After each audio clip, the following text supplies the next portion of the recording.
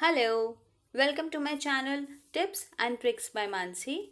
Today I am going to share some really important tips and tricks to write effective conclusions in essays in writing task 2 in your IELTS examination.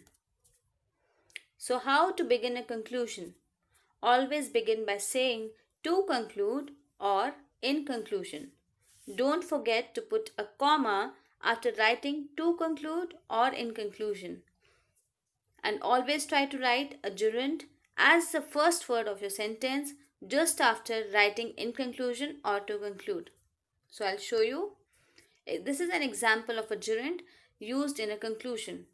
The first example is to conclude, gathering relevant information related to any special health condition or illness has aided people in living a much healthier life. Second example, in conclusion, facilitating ex prisoners with regular counseling and efficient rehabilitation post serving their tenure or even during their serving tenure can reverse the existing pattern of ex convicts indulging in criminal activities. In both these examples, gathering and facilitating are used as a gerund. We need to restate our main points in conclusion. That is, rewrite your main controlling ideas of all the body paragraphs using different synonyms and different sentence structures in your conclusions. So, whatever main points you've talked about in your first body paragraph, second body paragraph, or third body paragraph, we need to write down those points again in your conclusion by using different vocab, but we should not elaborate on those points, we should just restate those points. Do not add even a single new information which has not been discussed in the essay previously. Conclusion should be very crisp and to the point, and it should not be more than 4 to 5 sentences.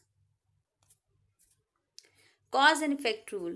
In problem and solution type questions, try connecting simple sentences by applying cause and effect rule, which will convert your simple sentences into a complex sentence.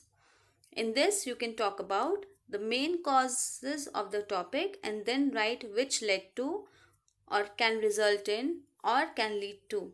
For example, to conclude, intervention of government to facilitate convicts with regular counseling and efficient rehabilitation facilities can lead to reversal of the existing pattern of ex-convicts indulging in criminal activities post their jail term.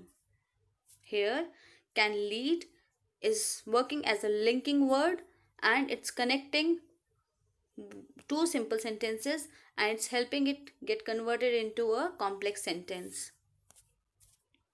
So, points to remember while writing a conclusion. Point 1. Start by using in conclusion or to conclude.